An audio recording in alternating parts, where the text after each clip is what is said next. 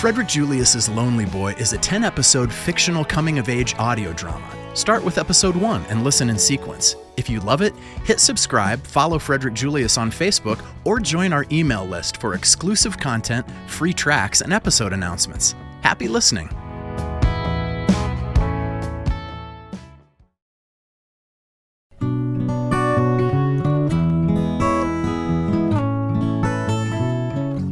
Sick Picnic Media presents Frederick Julius's Lonely Boy, a novella in sound and color.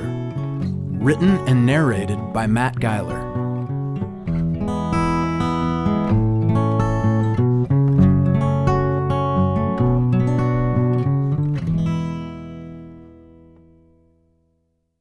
Episode 10, Turning a Corner.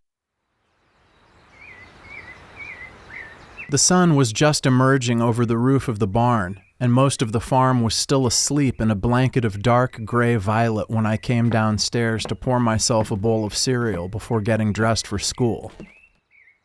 My mother was sitting at the kitchen table. She was still in her nightgown and had turned her chair toward the glass pane by the front door, out of which she was staring while her coffee sat untouched, losing its steam in front of her.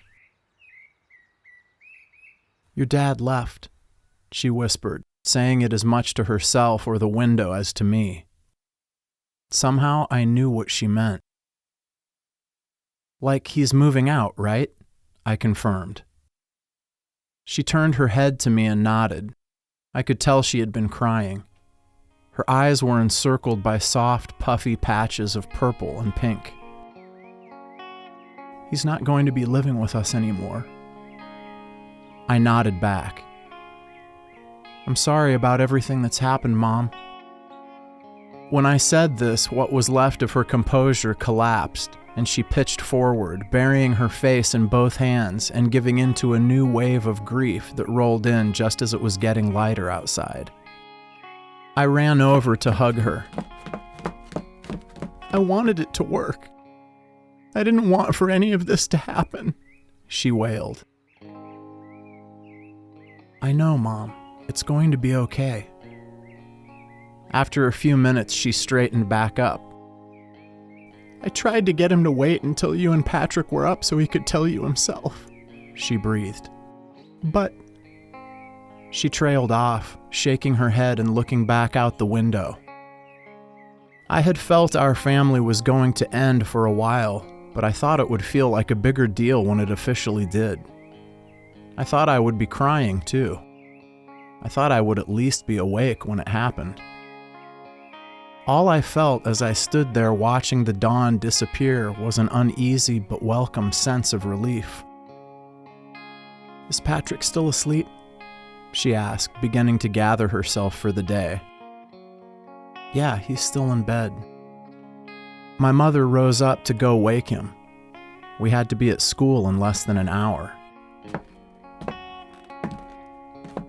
"Hey, Mom," I called after her, arresting her at the foot of the ladder before she climbed up. "I'm glad. Now he can't hurt you anymore." She shook her head as more tears came, and she flopped her arms helplessly against her thighs. "This is all backwards," she cried. "Children aren't supposed to be glad when their father walks out. And they're not supposed to walk out at all." Even torn apart by a terrible storm, my mother told the truth.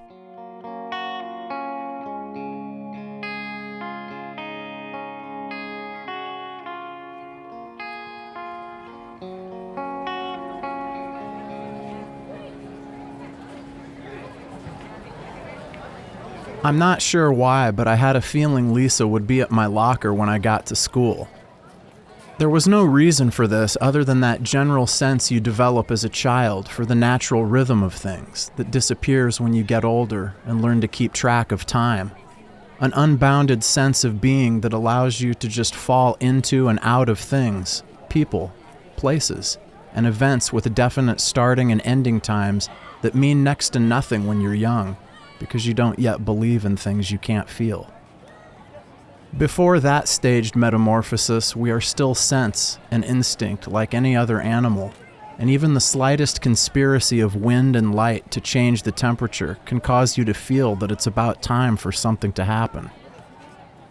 That's the feeling I had as I walked down the stairs and saw Lisa leaning up against the locker next to mine. "Hi, Lisa." "Hi, Freddy." Her eyes were misty and her lashes were wet. Her arms were wrapped tightly around her green trapper keeper, and she was swaying nervously from side to side. "Is everything okay?" I asked, taking my backpack off. She looked at me for 3 or 4 seconds before her eyes were completely full, and she turned her head up and away, causing their contents to run slowly down her cheeks. She lingered in this position for 3 or 4 more seconds and then returned her freckled gaze to me in a fluid finishing stroke of brushing away her tears with the cuff of her oversized sweatshirt that hid most of her left hand. "Are you all right?" Lisa looked down at the floor quickly and then back up at me. She started. I noticed she was vibrating even more than normal. "What is it?" Jill doesn't want to go with you anymore." I started nodding my head in agreement even before I felt the words in my chest, which happened a few seconds later. Lisa's tears started up again. "She's not mad or anything," Lisa explained, her sweatshirt cuff becoming wetter and darker the more she wiped her eyes. "She just thinks it's time to move on." I continued nodding while I experienced the odd sensation of my stomach turning and settling all at once. "I understand." And the funny thing was that I did understand. I didn't feel angry or hurt or any of the red, itchy embarrassment I always carried with me just under my skin, and that waited for moments just like this to surface and overwhelm me. When Lisa said the words "move on," I pictured Jill in a 1920s British train station at the end of a long platform framed in iron and bathed in soft white gauze from the skylight, standing in the steam while sharply uniformed porters loaded her trunks into a baggage car, waiting to depart into a hazy dawn for an unknown destination. I could almost believe it was happening right then as Lisa and I looked at each other, just like that. "You do?" Lisa asked, brightening a bit. "Yeah," I smiled. "I do. I thought you'd be angry or upset or something." "I know," I puzzled, wondering why I wasn't. "But I'm not. I don't know why. I just feel like everything's going to be okay." Lisa shook her head almost imperceptibly back and forth, causing a fresh trickle of tears to trace the left side of her face. A bittersweet smile. Soft chimes. "Are you okay?"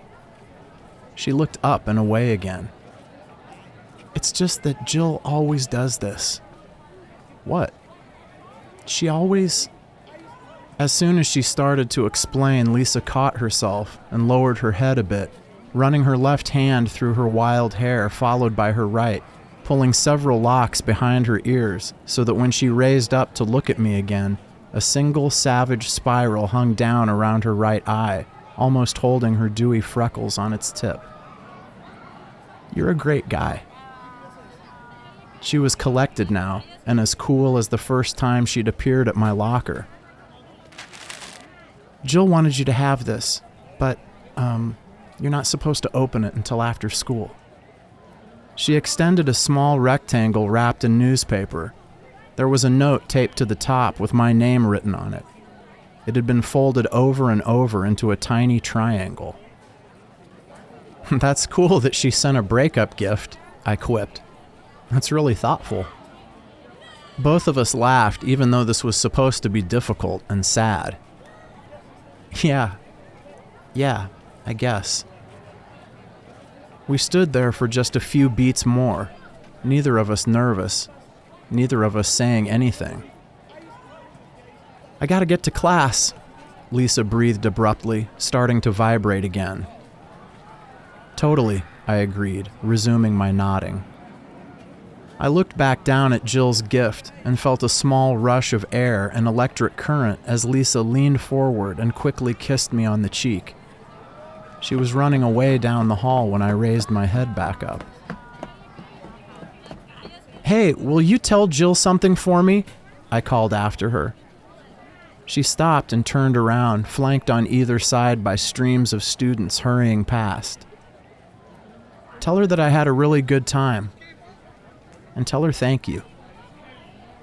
A slow, affirmative duck of her head, and then Lisa disappeared into the teenage tide. As soon as she was gone, I decided I would be late to class. I didn't see how I was going to wait until school was out to open the gift and read the note, so I just stood there waiting until the hall had emptied and the bell had rung. On a normal day, I would have been afraid of a teacher yelling at me to get to class, but on this day I felt smooth and strong inside, and like I was floating above everything, powerful and beyond reproach. I had such little care about getting caught that I actually sat down on the floor with my back against my locker and crossed my legs. I opened the note and read it. "Dear Freddy, if you're reading this, then Lisa's already told you. I'm sorry. You didn't do anything. There's a lot going on right now, and I just need some time to myself. But still say hi to me in English class, okay? And keep making us all laugh. Love, Jill. P.S. I got this for you at the mall because you said your other one was wearing out. The guy at the music store was a total jerk. I hope it's the right one." I could tell from the flashes of orange type against a brownish-green field it was a cassette of the Beach Boys Today before I'd even unwrapped it. As I finished removing the rest of the newspaper, I imagined that I was standing at the other end of the platform in a wool jacket, trousers, and brogues with a trilby hat tilted slightly to the side, looking up from the note and the tape in time to see that Jill's train had left the station, vanishing behind vaporous ribbons of mist.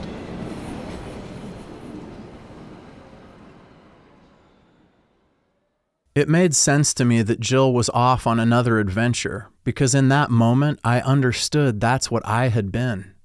The latest unexpected undertaking in her young life of fearless exploits. Her indomitable path had by chance crossed mine, and she had stopped long enough to marry them together for a few faultless minutes. How many people ever feel found like that, even for a second?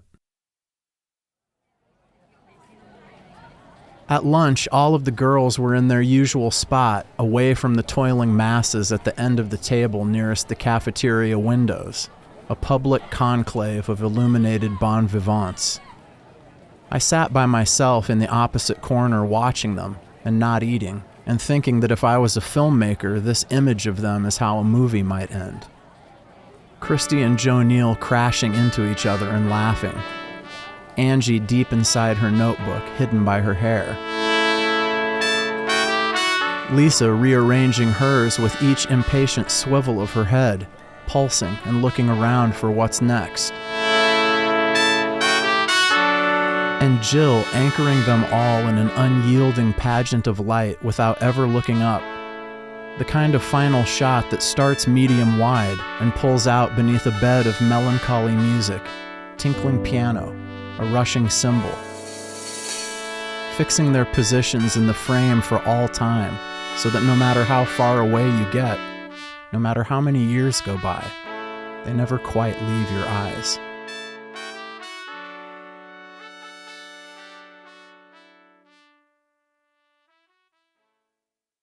How long do we need to be at this thing? My dad seemed distant and agitated as we raced northward on 72nd Street through the middle of Omaha in his pickup truck, a burgundy 1986 Ford F-150 that he usually cruised slowly around in from one construction site to another, but which he was currently handling like a Formula One race car, weaving in and out of the lazy Saturday morning traffic with no discernible decrease in speed. I don't really think there's a set time, I mumbled, looking out the passenger side window at the buildings blurring into a gray and brown tapestry of depressing haze. I think you just go and look at the artwork for as long as you want. Well, how long do you want to look around? I don't care, I lied. Okay. He exhaled, annoyed, and shook his head. Patrick and I were squeezed to one side of the truck's regular cab seat, leaving about a foot between us and my dad in which he could operate the long metal stick gear shift. I'm happy to just keep driving around until we figure it out. As little as I was saying, Patrick was completely silent. He just sat looking straight ahead with his hands folded in his lap. I wondered what he was thinking. I had thought there would be a quiet season of settling down after my father moved out, maybe a few weeks where he faded into the background while Patrick and my mom and I caught our breath. But the day after he left, he called my mom and asked if Patrick and I could spend the weekend with him, and she had acquiesced. I didn't want to do this, and I got the feeling nobody else liked this plan either, but I suspected we were all just too sad and tired and exhausted to put up much of a fight. Compounding my dread was the fact that when he showed up at the farm on Friday night to pick us up, he told my mom not to worry about taking me to the Scholastic Art Show the next day. I think you should take it easy and get some rest, he had told her as he folded the last of his clothes over his arm, striding over to the front door and taking a last look around. You look really tired. The tone of my dad's voice when he had said this resided somewhere in the nebulous space between comforting reassurance and a cold, calculated command. It gave me a weird feeling.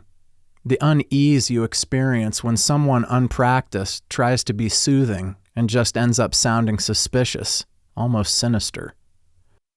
At any rate, I thought it was a pretty mean thing to say given the events of the last couple of weeks. But I didn't say anything.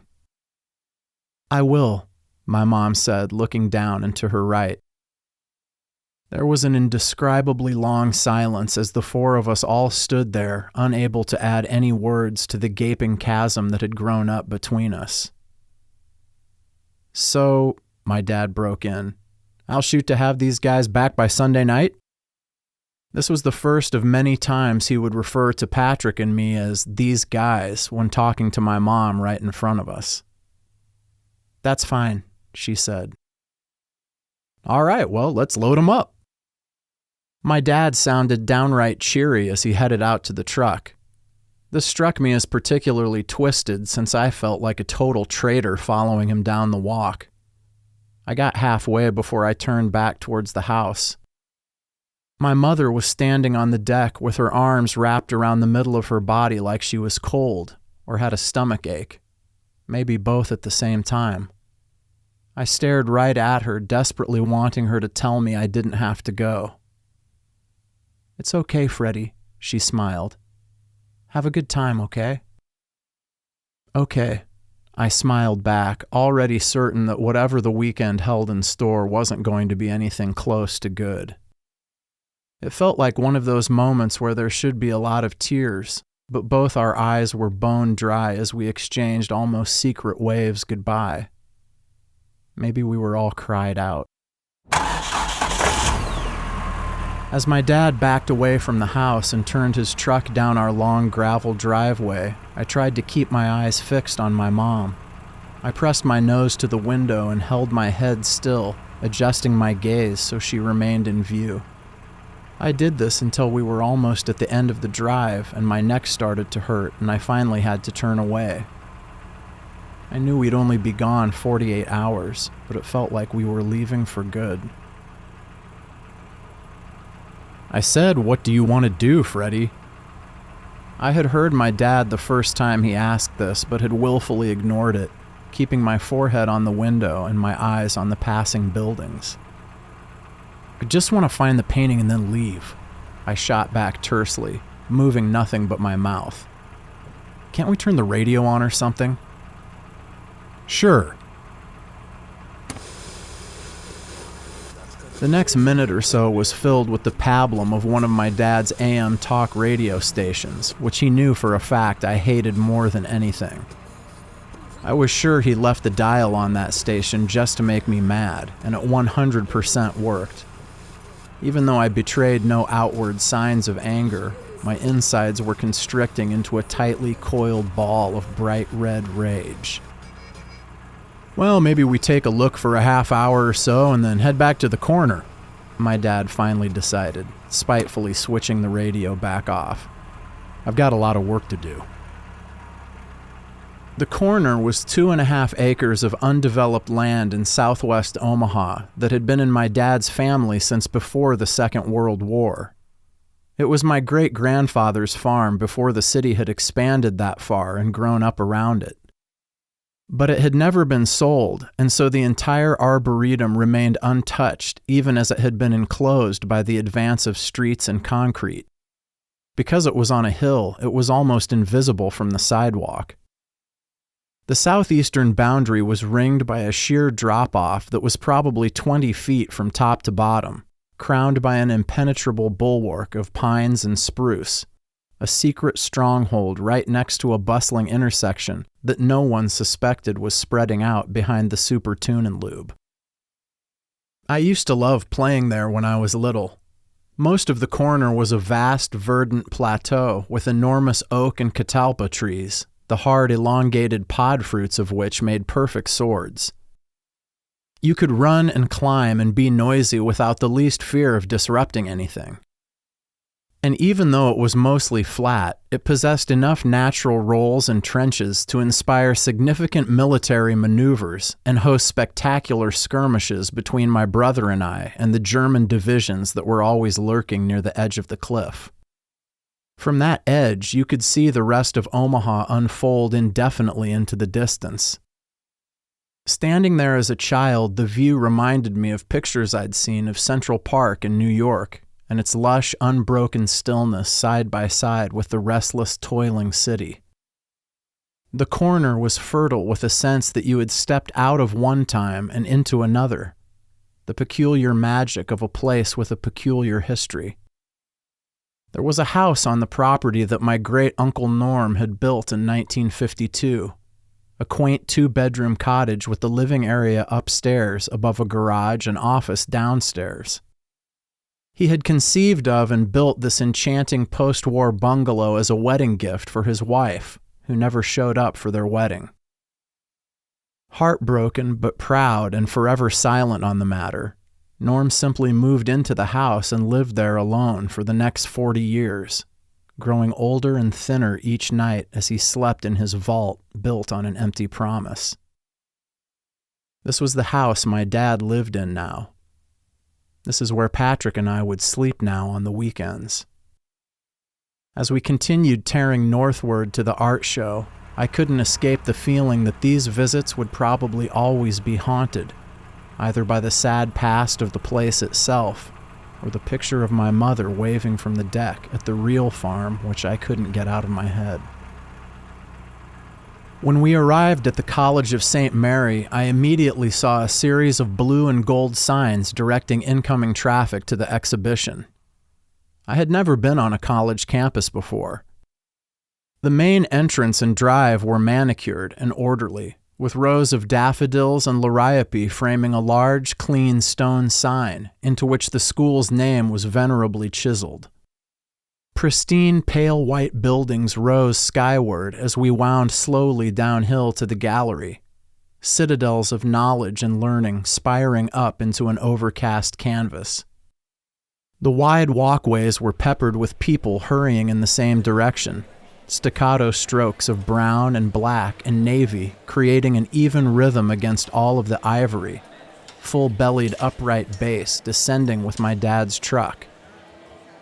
As morose as I had been most of the morning, seeing the buildings and all the people shifted the energy a bit, and by the time we parked, my back was covered in sunny, tingling static electricity, and I was starting to care again.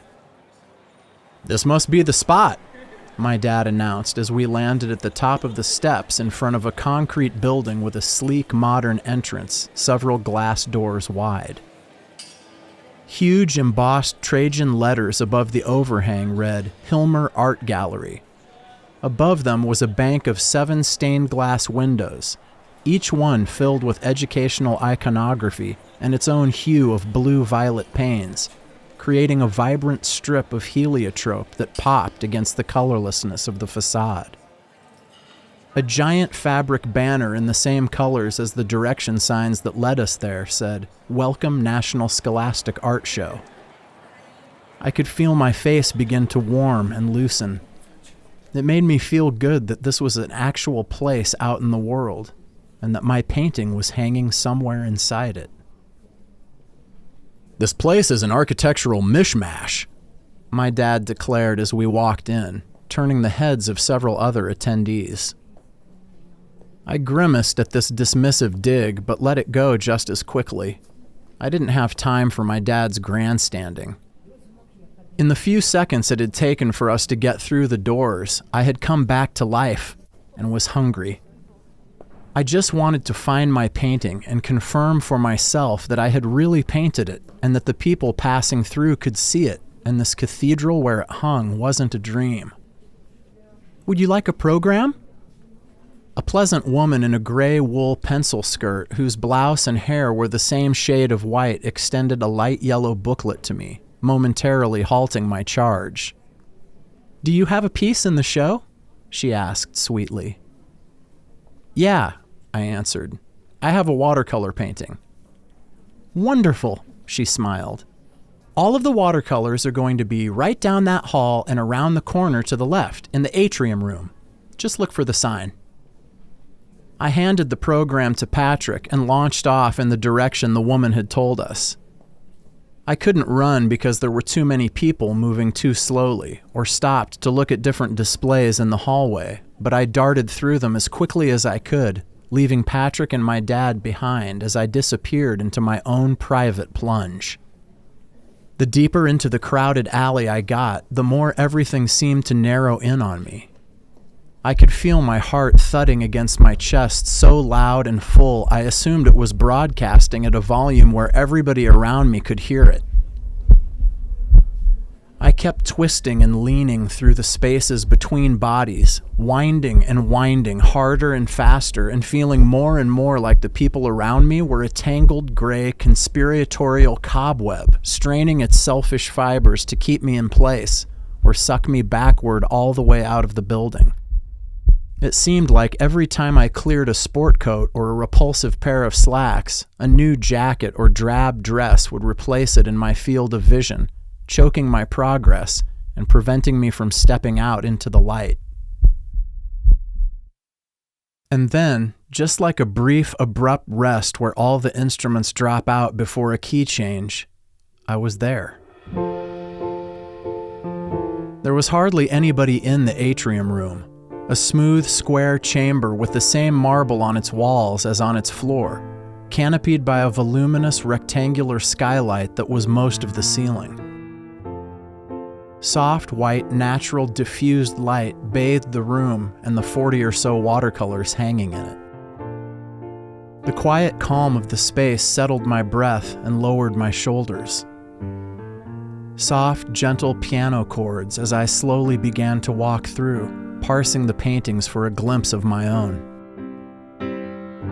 The more I looked at the work of other students, the more I was drawn out of myself, each encounter with strange new talents slowing me as much as the dark mess in the hallway had, but with an opposite effect. Instead of feeling caved in, I felt high and wide, open to the idea that there was an unknowable and inviting vastness that begins at our fingertips and continues on out into eternity. I would likely never meet or speak with any of the people whose spirits I was absorbing, but I could know a part of them all by just walking around this room. I finally came to my painting at the very end of the wall on the right. My breath stopped. Affixed to the mat about halfway up the left side, right next to the rose, was a gigantic blue ribbon, probably a foot long. The button in the center of the circular pleated rosette had a gold foil artist's palette and brush printed on it. There were 2 sizable streamers flowing downward. The left one said College of St. Mary. The right one said Scholastic Art Award 1987. Just beneath the ribbon, hanging from a small pushpin, was a gold key charm on a light blue thread. My breath returned in a heavy, warm rush accented by earthy strings and a cascade of light percussion twinkling just behind my ears. The rose in the cherry Coke can was going to New York. Oh, it's that thing. My dad's voice brought me out of my private vortex of sound and emotion, and I turned around quickly to see that he and Patrick were standing a few feet behind me. "Hey, you won!"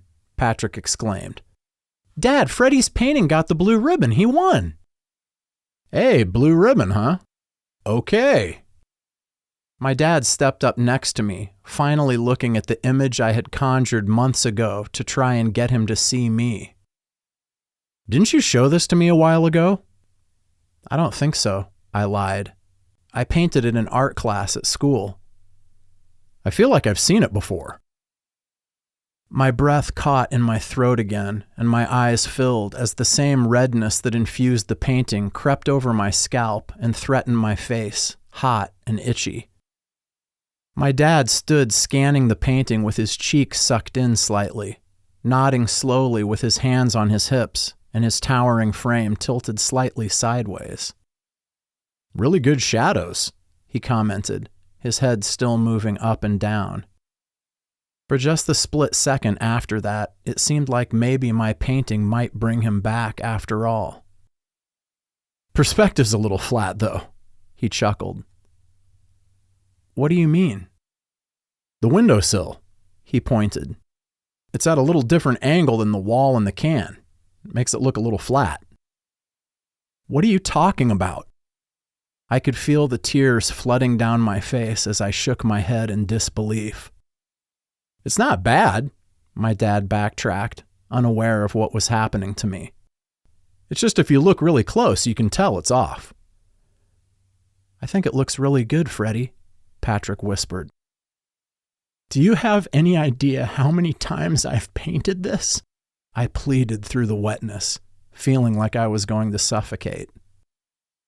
My dad finally turned toward me to take in the shuddering spectacle of me trying not to cry in shame and embarrassment in front of my prize-winning painting. "Look, it's not a personal thing, it's just an observation. I mean, you're one of the winners." I couldn't even understand what he meant. I just stood there shaking, trying to hold all of my pieces in place. My face was burning, and now I felt like I was hanging on the wall on display. "I thought I might bump into you here." There was a light tap on my left shoulder. "Congratulations." The surprise of Mr. Lauderdale suddenly standing right there by my public disintegration startled me, and I quickly tried to wipe my face back to neutral using almost the whole sleeve of my jacket. "Thanks," I half coughed, sniffling. "We just got here and saw." "Yeah, me too," Lauderdale said, patting me on the back. "I'm Albert Lauderdale, Freddy's art teacher," he introduced himself, extending his right hand toward my father. "Oh, great," my dad countered, gathering up his full height. "Nice to meet you." The handshake was solid and robust, the kind you see in period films where titans of industry close a lucrative business deal in an office dressed in leather and wood and wreathed in cigar smoke. Before it had ended, I noticed that Mr. Lauderdale and my dad were about the same size. "You must be very proud," Lauderdale smiled, pulling back. "Not many kids get to have their painting hang in the national show. Freddy's a very gifted artist."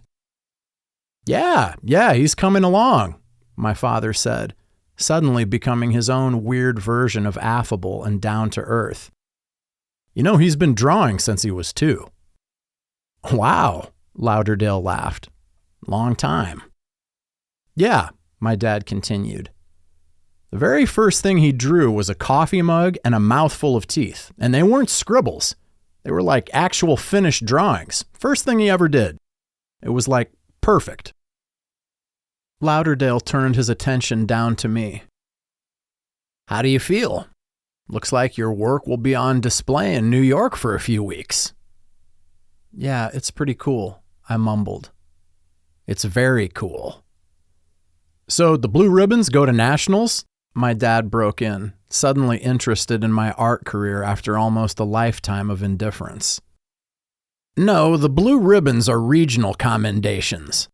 To go to nationals, they need to give you one of these. He reached across my painting and lifted the gold key from its pin. They only give out 2 of these, for the whole show, for everything, 7th grade through 12th. It's a really special honor. Oh, wow. My dad nodded again. So how many pieces are in the national show? Out of the thousands of kids that enter every year? About 100. No kidding. Hey, maybe we'll have to go grab some lunch to celebrate. Lauderdale smiled pleasantly and looked back over at me. He's definitely earned it, he said, leaning down to shake my hand. Freddy, make sure your dad pays, all right? I smiled and sheepishly looked down while my dad burst into laughter at Lauderdale's joke. They shook hands again in a warm, vigorous exchange of alpha energy, and if I didn't know either of them, I might have assumed they were work buddies or fellow renegades. See you in class on Monday, Lauderdale waved as he started out of the atrium room. I'm excited to see what's next. Well, I suppose we better head out. You guys want to go get some drive-thru somewhere on the way back? Can we get Wendy's? Asked Patrick, lobbying early and ardently for his go-to. No surprise, given that a full third of his diet consisted of their French fries dipped in a small chocolate frosty. Sure, my dad relented, already ambling toward the hallway. Let's get moving. Hey, Dad, can I just look around for a couple more minutes? Sure, he repeated slightly softer while he nodded and looked me up and down. But just a couple of minutes, okay? I gotta get back and get to work. As I walked back over to my painting, I noticed the atrium room had emptied, and for the moment I was alone. I stood maybe a foot away from it, shifting my gaze from the rose to the can to the wallpaper and back to the rose again. While my eyes repeated this circulation over and over, the tension in my body eased and my arms unlocked. In a sudden swell of humming amplifier fuzz and filtered synthetic keys, the elements of the painting seemed to separate and float, allowing me to see past them into the original pink of the very first wash.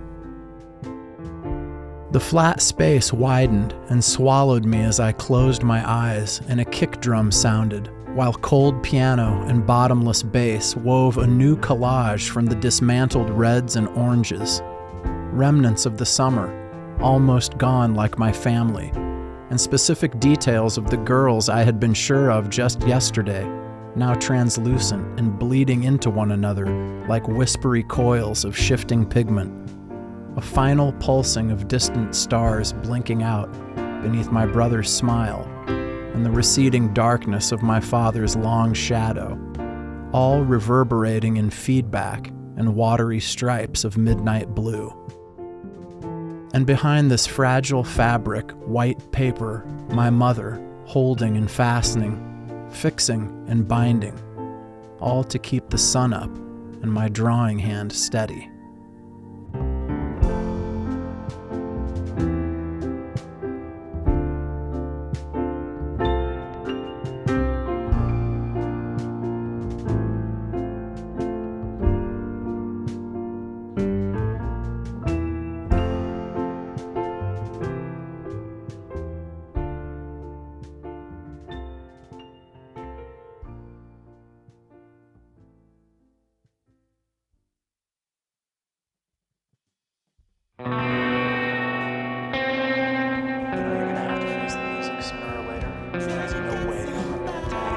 Man up!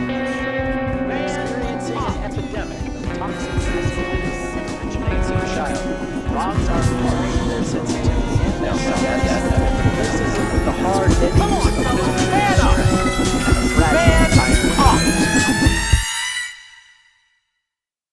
that's where the music comes from. That's where the music comes from. What in particular about that time and place, if you don't mind me asking, what was happening in Summerfall, as you call it, in 1987 that makes that the place you return to? It's sort of a long, involved story. I don't know if it's really all that interesting to get into, honestly. Well, there has to be something significant about that time. How old were you? You must have been 13. I was 13, and I just feel like everything that ever fueled anything that came after that happened in those 2 weeks, right around the end of that summer. What did happen? I turned 13, and I started 7th grade. I had my first kiss. My brother and I wrote our first song. My parents split up, and my dad moved out, and for the first time I thought, well, maybe my job is to take everything I'm feeling about all of this and pour it out on paper or put it out into the air. So I think that's really when I first started thinking of myself as an artist. And whenever I go back there, the music just comes. It just comes. Is it ever painful to go back? Sometimes. And sometimes it's almost unbearably sweet. But I go back to that time, and my ears are young and sympathetic, and my eyes are wide and bright, and my heart is open, and it's very easy to walk back down into that river of longing and loss and sound and color. And I only have to wash myself in it for a few minutes, and I return unblemished and carrying something new. That's the best I can describe it for you.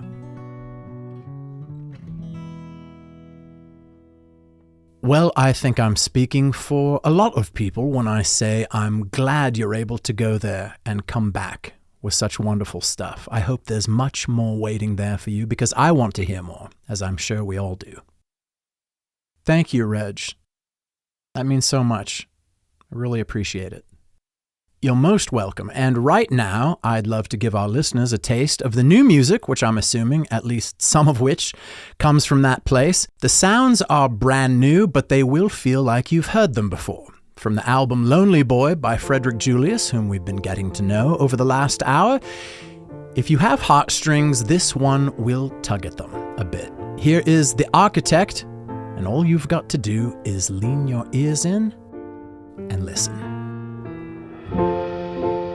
I wore flannel shirts for my father.